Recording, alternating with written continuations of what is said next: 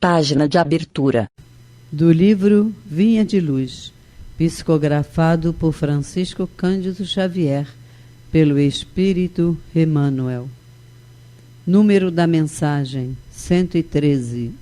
Título: A Fuga. E orai para que a vossa fuga não aconteça no inverno, nem no sábado. Jesus, Mateus 24, 20.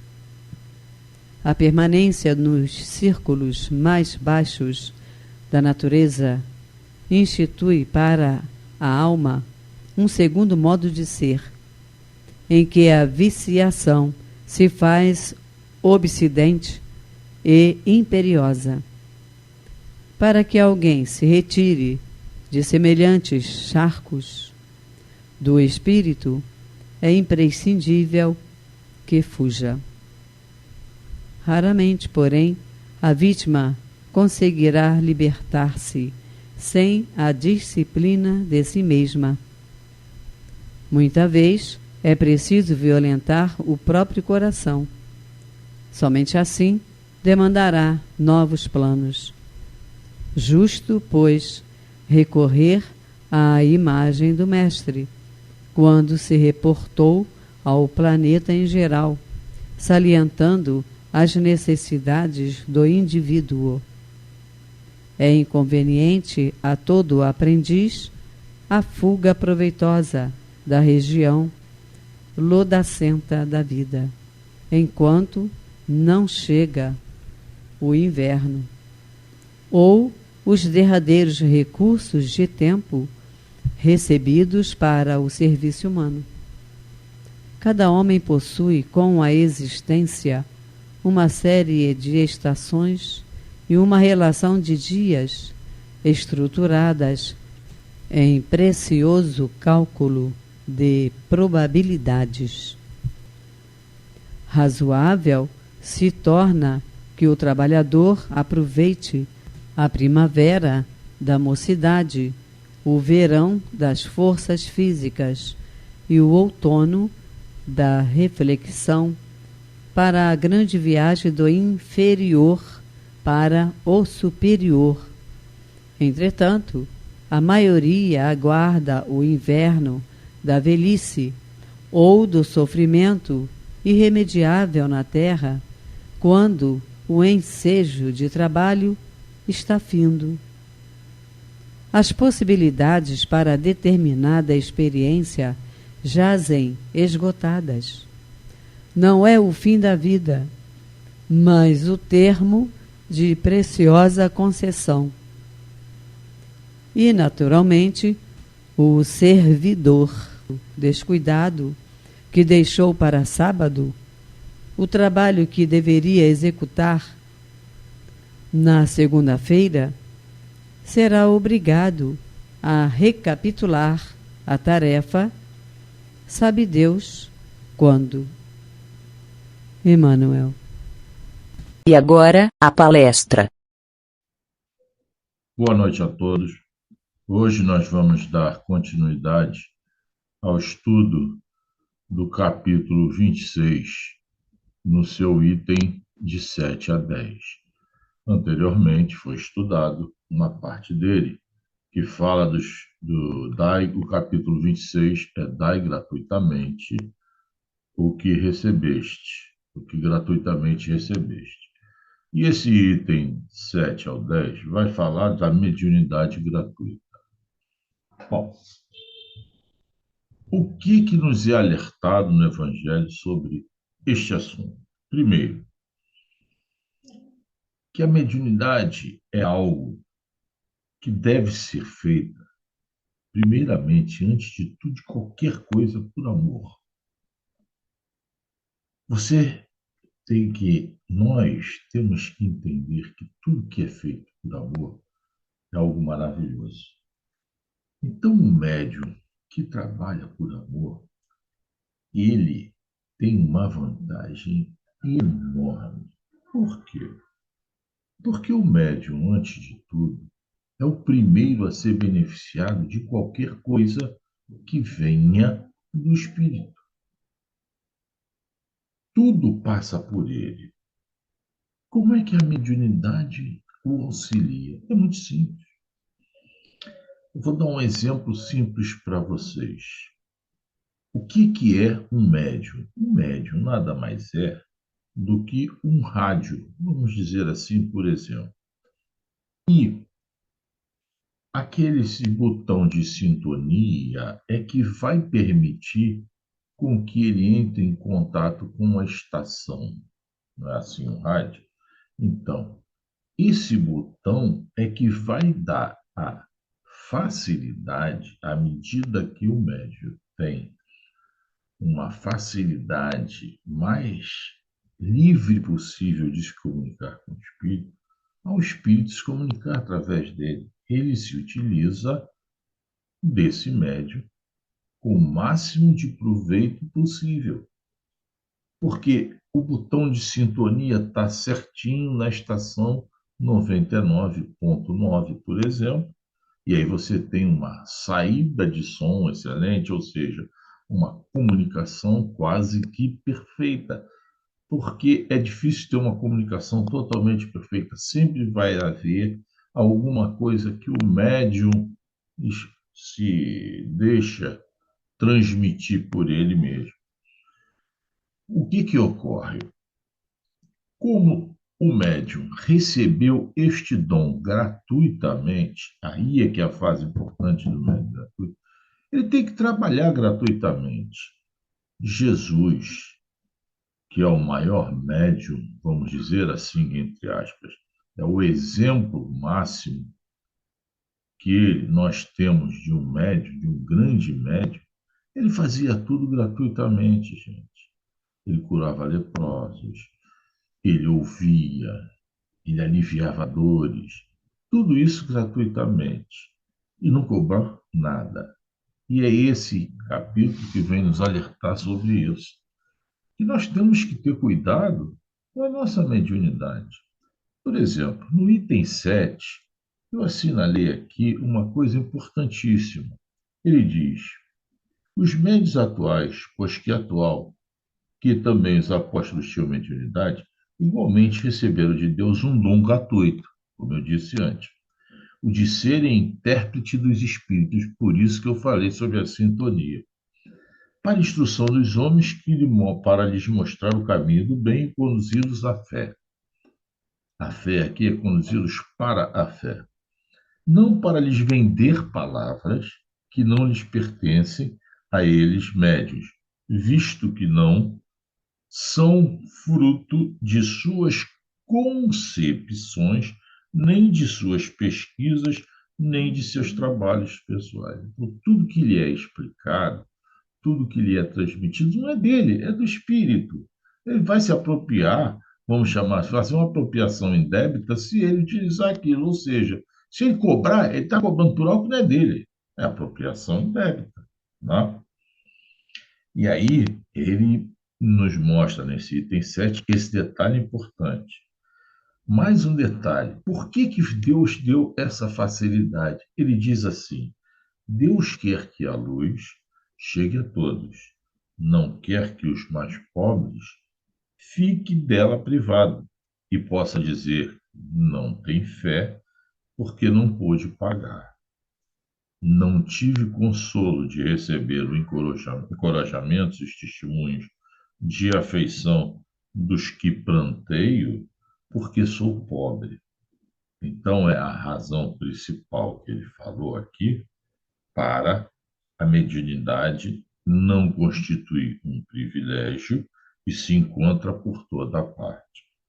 No item 8, ele inicia falando uma coisa muito importante sobre a mediunidade e sobre as nossas comunicações mediúnicas com os bons ou maus espíritos, que dependem principalmente da moral e da elevação moral do médico. Como é que ele diz isso? Ele diz assim: ó, quem conhece as condições em que os bons espíritos se comunicam, a repulsão que sentem por tudo que é de interesse egoístico, e sabe quão poucas coisas se faz mister para que eles se afastem, jamais poderá admitir que os espíritos superiores estejam à disposição do primeiro, que apareça e os convoque a tanto por sessão.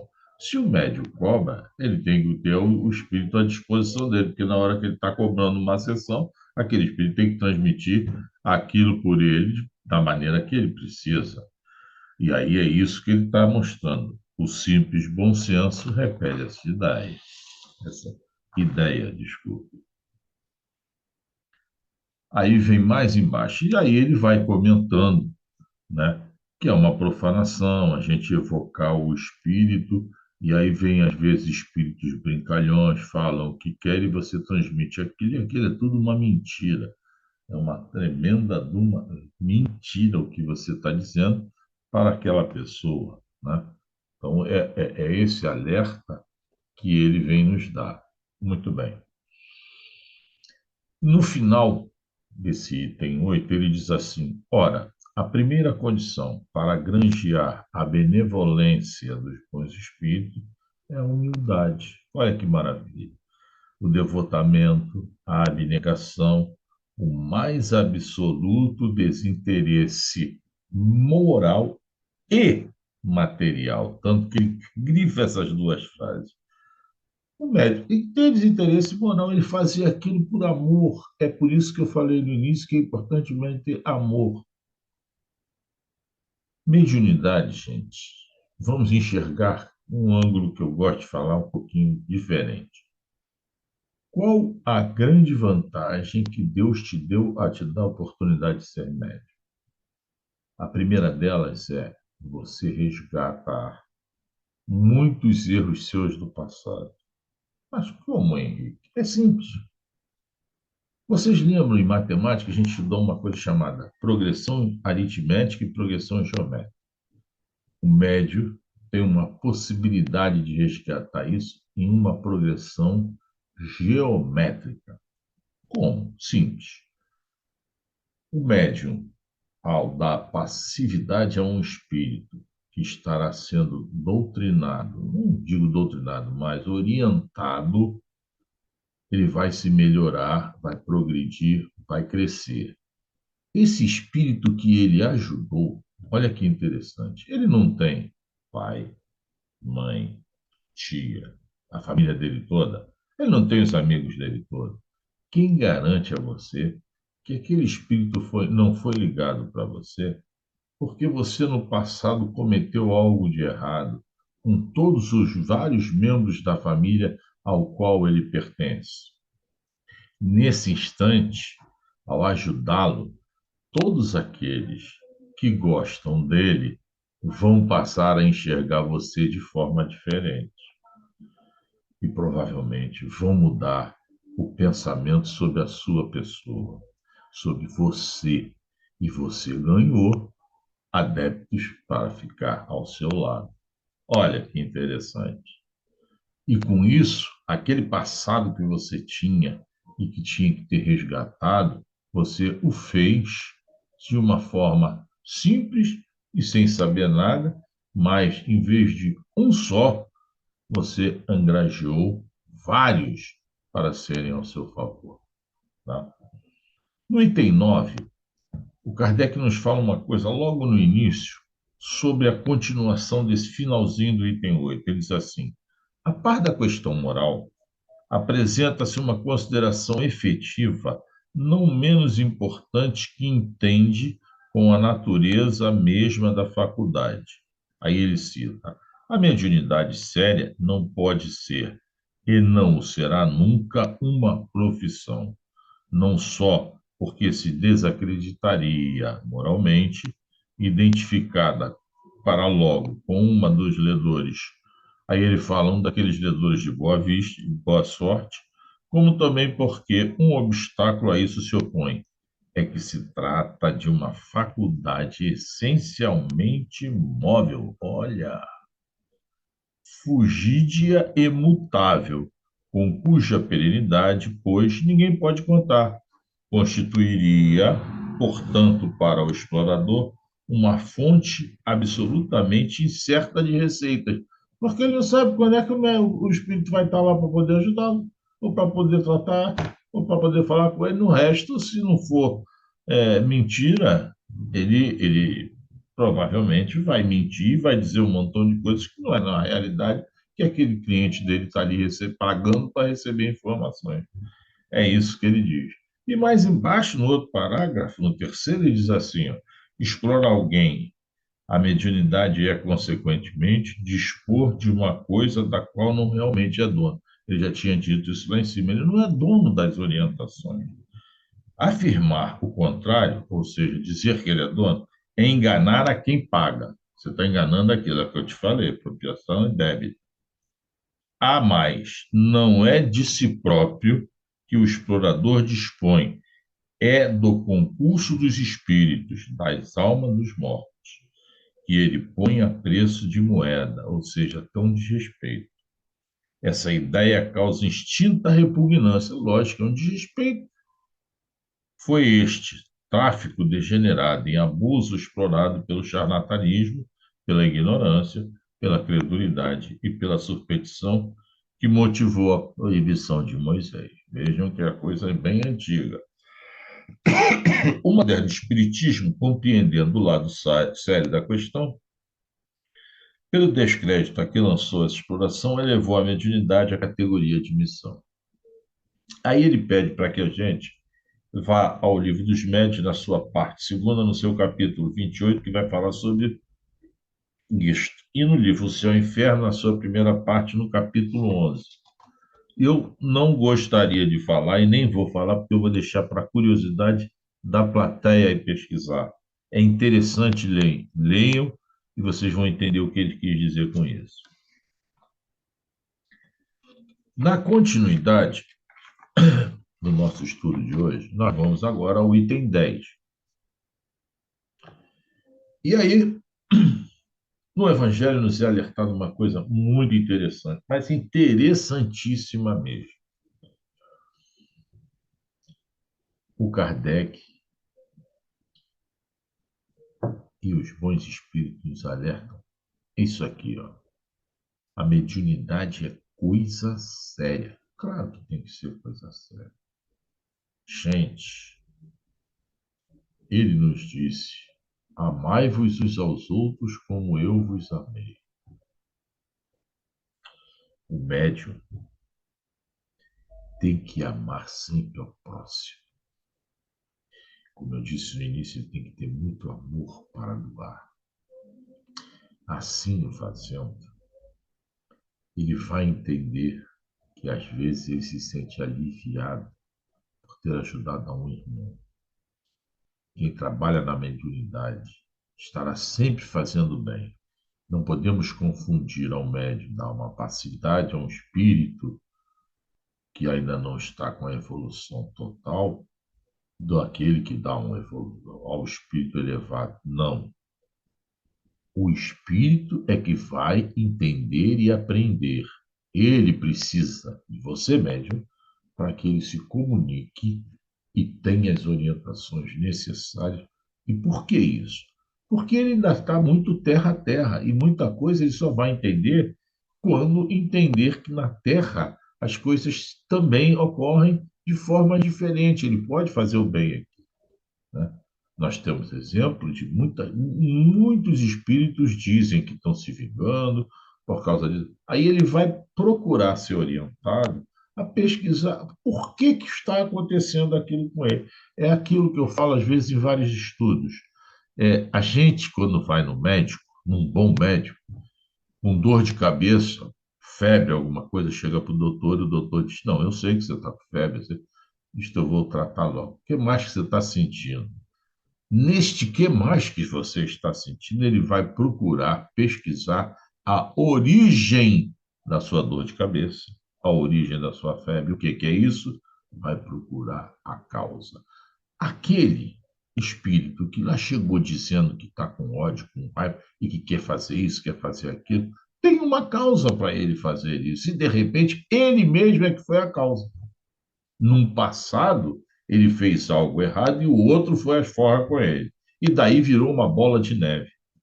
Quando ele é esclarecido e demonstrado isso, de repente, aqueles dois se perdoam mutuamente, e se tornam grandes amigos.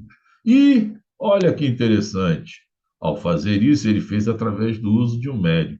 Esse médium que o ajudou, de repente, fazia parte daquele conluio, e ele foi perdoado e ajudado também por aqueles dois que estavam brigando e pelo resto dos amigos, dos parentes daqueles dois espíritos que estavam ali sofrendo.